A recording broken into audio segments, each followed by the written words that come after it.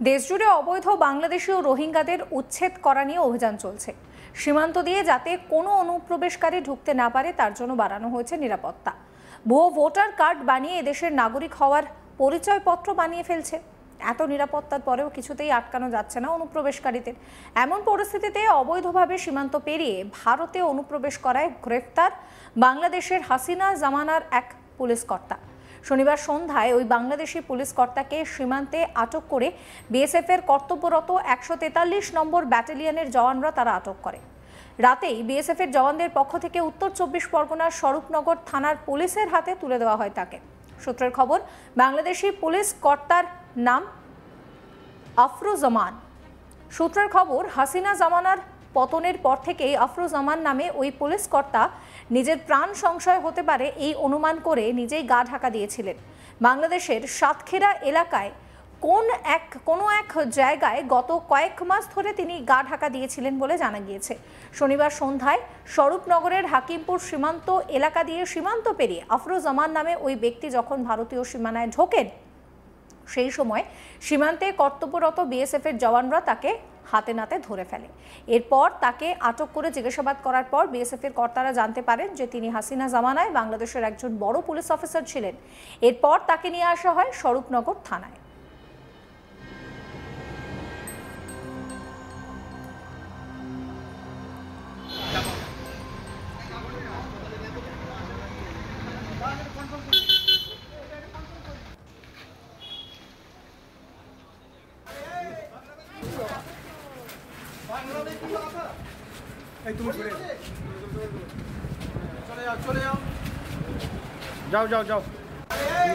এরপরে রাতেই স্বরূপনগর থানার পুলিশ ওই অনুপ্রবেশকারী বাংলাদেশি পুলিশ কর্তাকে গ্রেফতার করে ধৃতকে বসিরহাট মহকুমা আদালতে তোলে।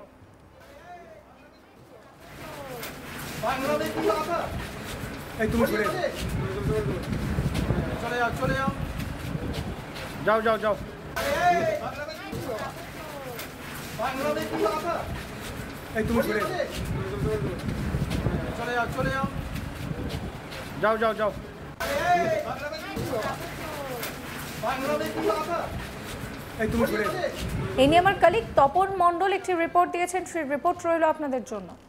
স্বরূপনগর সীমান্তে এক বাংলাদেশি অনুপ্রবেশকারীকে গ্রেপ্তারের ঘটনায় চাঞ্চল্য সৃষ্টি হয়েছে।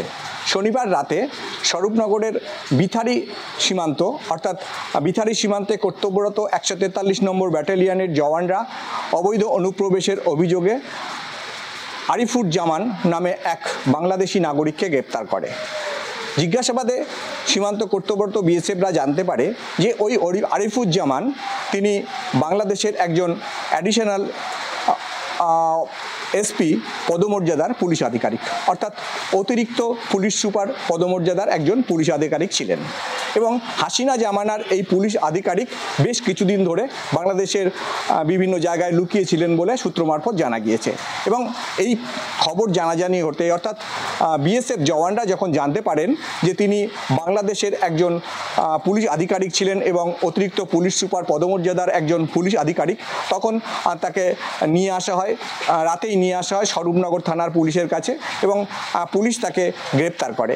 এবং এই যে ঘটনা অর্থাৎ বাংলাদেশের হাসিনা জামানার একজন বড় পুলিশ আধিকারিক স্বরূপনগর সীমান্তে কেন অবৈধভাবে অনুপ্রবেশ করার চেষ্টা করলো, এই বিষয়টি কিন্তু ভাবাচ্ছে পুলিশ আধিকারিকদের পাশাপাশি সীমান্তে কর্তব্যরত বিএসএফ জওয়ানদের। তবে যতটুকু জানা গিয়েছে যে হাসিনা জামানার শেষের দিকে যখন ছাত্র আন্দোলনে গোটা বাংলাদেশ উত্তাল হয়েছিল, সেই সময় এই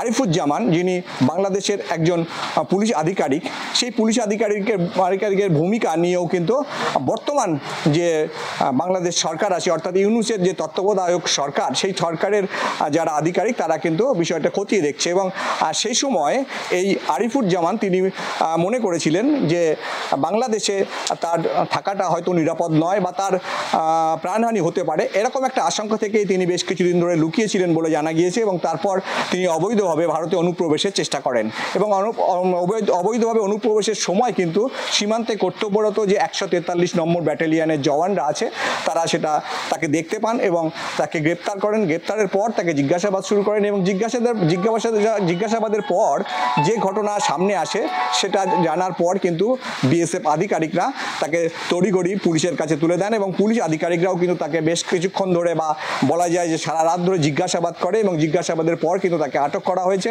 এবং কিছুক্ষণের মধ্যেই স্বরূপনগর থানার পুলিশের তরফ থেকে বসিরহাট মহকুমা আদালতে ওই যে পুলিশ আধিকারিক, যিনি বাংলাদেশের পুলিশ আধিকারিক, তিনি গ্রেপ্তার হয়েছেন এবং অবৈধ অনুপ্রবেশের অভিযোগে তাকে গ্রেপ্তার করা হয়েছে। এই অবৈধ অনুপ্রবেশের অভিযোগে তাকে গ্রেপ্তারের পর কিন্তু পুলিশের তরফ থেকে বসিরহাট মহকুমা আদালতে নিয়ে আসা হবে এই আরিফুজ্জামানকে। এবং ঠিক কী কারণে তিনি এইভাবে অবৈধভাবে অনুপ্রবেশ করলেন, সীমান্ত পেরিয়ে ভারতে প্রবেশ করলেন, বাংলাদেশ সীমান্ত অবৈধভাবে পেরোলেন, কারণ তিনি একজন পুলিশ আধিকারিক, তার পাসপোর্ট থাকা তাই স্বাভাবিক।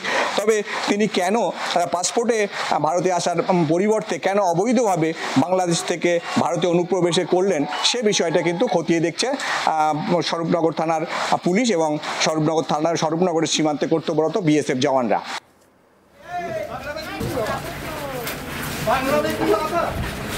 তুমি চলে যাও। শনিবার সন্ধ্যায় শেখ হাসিনার সময়কালের বাংলাদেশি পুলিশ কর্তাকে সীমান্তে আটক করে বিএসএফ এর কর্তব্যরত 143 নম্বর ব্যাটালিয়নের জওয়ানরা। রাতেই বিএসএফ এর জওয়ানদের পক্ষ থেকে উত্তর 24 পরগনার স্বরূপনগর থানার পুলিশের হাতে তাকে তুলে দেওয়া হয়। সূত্রের খবর, বাংলাদেশি পুলিশ কর্তার নাম আফরুজ্জামান। সূত্রের খবর, হাসিনা জামানার পতনের পর থেকে আফরুজ্জামান নামে ওই পুলিশ কর্তা নিজের প্রাণ সংশয় হতে পারে এমন অনুমান করেই নিজেই গা ঢাকা দিয়েছিলেন। বাংলাদেশের সাতক্ষীরা এলাকার কোনো এক জায়গায় গত কয়েক মাস ধরে গা ঢাকা দিয়েছিলেন তিনি, সেটাই জানা যাচ্ছে। শনিবার সন্ধ্যায় স্বরূপনগরের হাকিমপুর সীমান্ত এলাকা দিয়ে সীমান্ত পেরিয়ে আফরুজ্জামান নামে ওই ব্যক্তি যখন ভারতীয় সীমানায় ঢোকেন সেই সময় সীমান্তে কর্তব্যরত বিএসএফ জওয়ানরা তাকে হাতে নাতে ধরে ফেলেন। এরপর তাকে আটক করে জিজ্ঞাসাবাদ করার পর বিএসএফ কর্তারা জানতে পারেন যে শেখ হাসিনার জমানায় বাংলাদেশের একজন বড় পুলিশ অফিসার ছিলেন তিনি।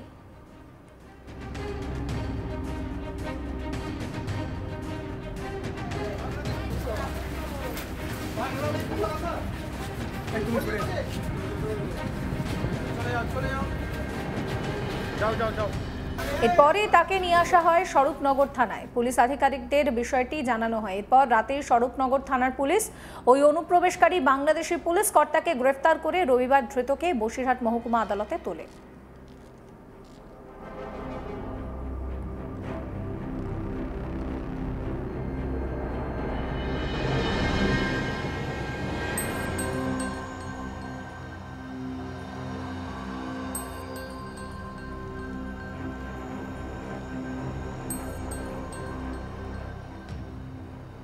সমস্ত খবরের আপডেটের জন্য আপনাদের নজর থাকুক আজ তাক বাংলায়। চ্যানেলটিকে সাবস্ক্রাইব করবেন, নোটিফিকেশন পেতে বেল আইকনে ক্লিক করবেন, ফলো করতে ভুলবেন না আজ তাক বাংলার হোয়াটসঅ্যাপ চ্যানেলও।